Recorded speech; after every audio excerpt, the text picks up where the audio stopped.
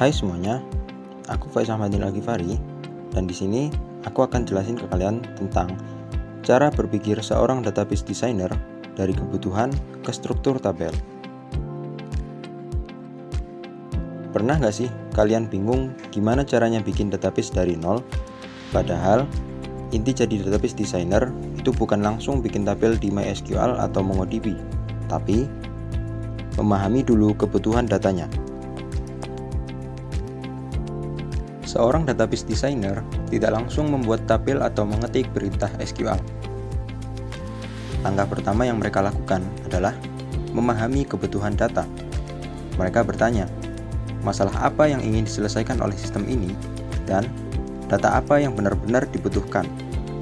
Misalnya, kita diminta membuat sistem peminjaman buku. Sebelum membuat database, kita harus tahu siapa yang meminjam, buku apa yang dipinjam, dan kapan pengembaliannya. Dari sana, baru bisa ditentukan jenis data yang relevan. Kesalahan yang sering terjadi adalah langsung membuat tabel tanpa memahami konteksnya, yang akhirnya bikin struktur database jadi berantakan. Menentukan entitas dan atribut. Setelah memahami kebutuhan, tahap berikutnya adalah menentukan entitas dan atribut. Entitas adalah objek nyata yang datanya ingin disimpan, seperti anggota, buku, atau peminjaman. Setiap entitas memiliki atribut, yaitu informasi yang mendeskripsikannya. Contoh, entitas anggota bisa punya atribut name, nama, dan jurusan.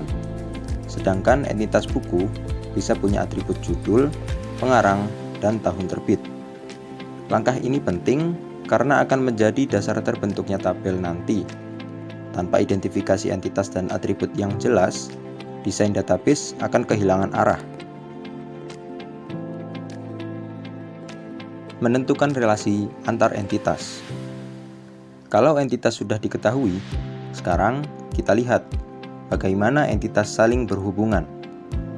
Dalam kasus perpustakaan, satu anggota bisa meminjam banyak buku, dan satu buku juga bisa dipinjam oleh beberapa anggota.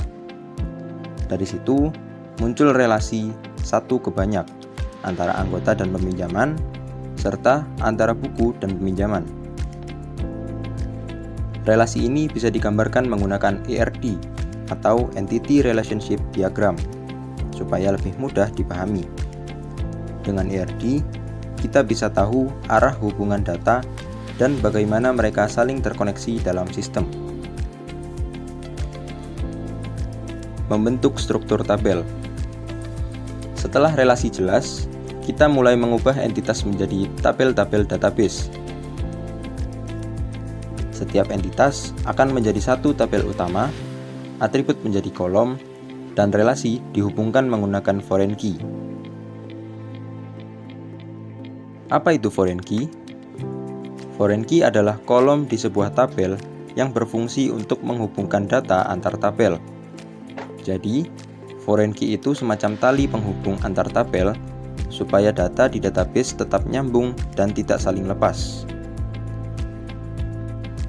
Contohnya, tabel anggota menyimpan data mahasiswa peminjam, tabel buku menyimpan informasi buku, dan tabel peminjaman menjadi penghubung antara anggota dan buku.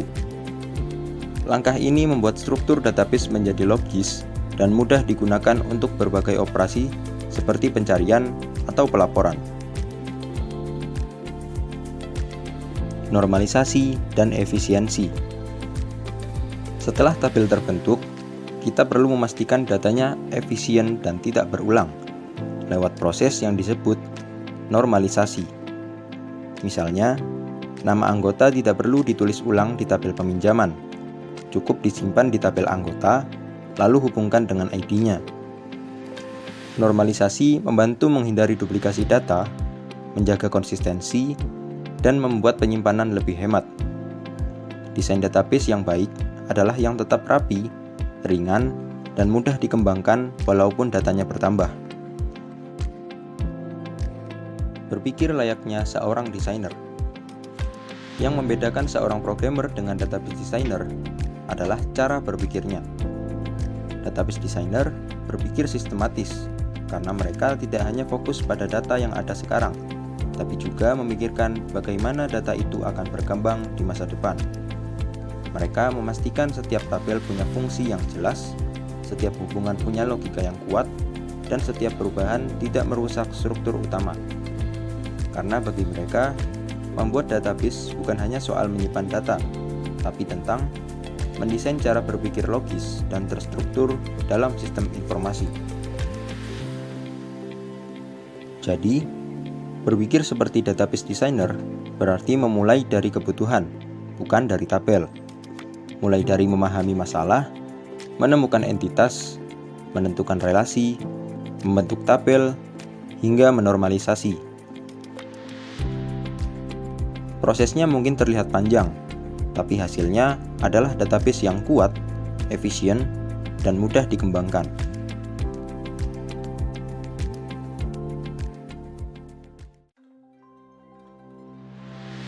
Hai semuanya, aku Faiz Ahmadin Al-Ghifari, dan di sini aku akan jelasin ke kalian tentang cara berpikir seorang database designer dari kebutuhan ke struktur tabel. Pernah nggak sih kalian bingung gimana caranya bikin database dari nol? Padahal inti jadi database designer itu bukan langsung bikin tabel di MySQL atau MongoDB, tapi memahami dulu kebutuhan datanya. Seorang database designer tidak langsung membuat tabel atau mengetik perintah SQL. Langkah pertama yang mereka lakukan adalah memahami kebutuhan data. Mereka bertanya, masalah apa yang ingin diselesaikan oleh sistem ini, dan data apa yang benar-benar dibutuhkan. Misalnya, kita diminta membuat sistem peminjaman buku. Sebelum membuat database, kita harus tahu siapa yang meminjam, buku apa yang dipinjam, dan kapan pengembaliannya. Dari sana, baru bisa ditentukan jenis data yang relevan. Kesalahan yang sering terjadi adalah langsung membuat tabel tanpa memahami konteksnya, yang akhirnya bikin struktur database jadi berantakan. Menentukan entitas dan atribut. Setelah memahami kebutuhan, tahap berikutnya adalah menentukan entitas dan atribut. Entitas adalah objek nyata yang datanya ingin disimpan, seperti anggota, buku, atau peminjaman. Setiap entitas memiliki atribut, yaitu informasi yang mendeskripsikannya. Contoh, entitas anggota bisa punya atribut name, nama, dan jurusan. Sedangkan entitas buku bisa punya atribut judul, pengarang, dan tahun terbit. Langkah ini penting karena akan menjadi dasar terbentuknya tabel nanti. Tanpa identifikasi entitas dan atribut yang jelas, desain database akan kehilangan arah. Menentukan relasi antar entitas. Kalau entitas sudah diketahui, sekarang kita lihat bagaimana entitas saling berhubungan. Dalam kasus perpustakaan, satu anggota bisa meminjam banyak buku, dan satu buku juga bisa dipinjam oleh beberapa anggota. Dari situ muncul relasi satu ke banyak antara anggota dan peminjaman, serta antara buku dan peminjaman. Relasi ini bisa digambarkan menggunakan ERD atau Entity Relationship Diagram supaya lebih mudah dipahami. Dengan ERD, kita bisa tahu arah hubungan data dan bagaimana mereka saling terkoneksi dalam sistem. Membentuk struktur tabel. Setelah relasi jelas, kita mulai mengubah entitas menjadi tabel-tabel database. Setiap entitas akan menjadi satu tabel utama, atribut menjadi kolom, dan relasi dihubungkan menggunakan foreign key. Apa itu foreign key? Foreign key adalah kolom di sebuah tabel yang berfungsi untuk menghubungkan data antar tabel. Jadi, foreign key itu semacam tali penghubung antar tabel supaya data di database tetap nyambung dan tidak saling lepas. Contohnya, tabel anggota menyimpan data mahasiswa peminjam, tabel buku menyimpan informasi buku, dan tabel peminjaman menjadi penghubung antara anggota dan buku. Langkah ini membuat struktur database menjadi logis dan mudah digunakan untuk berbagai operasi seperti pencarian atau pelaporan. Normalisasi dan efisiensi. Setelah tabel terbentuk, kita perlu memastikan datanya efisien dan tidak berulang lewat proses yang disebut normalisasi. Misalnya, nama anggota tidak perlu ditulis ulang di tabel peminjaman. Cukup disimpan di tabel anggota, lalu hubungkan dengan ID-nya. Normalisasi membantu menghindari duplikasi data, menjaga konsistensi, dan membuat penyimpanan lebih hemat. Desain database yang baik adalah yang tetap rapi, ringan, dan mudah dikembangkan walaupun datanya bertambah. Berpikir layaknya seorang desainer. Yang membedakan seorang programmer dengan database designer adalah cara berpikirnya. Database designer berpikir sistematis karena mereka tidak hanya fokus pada data yang ada sekarang, tapi juga memikirkan bagaimana data itu akan berkembang di masa depan.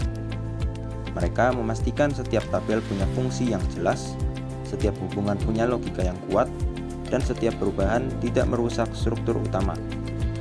Karena bagi mereka, membuat database bukan hanya soal menyimpan data, tapi tentang mendesain cara berpikir logis dan terstruktur dalam sistem informasi.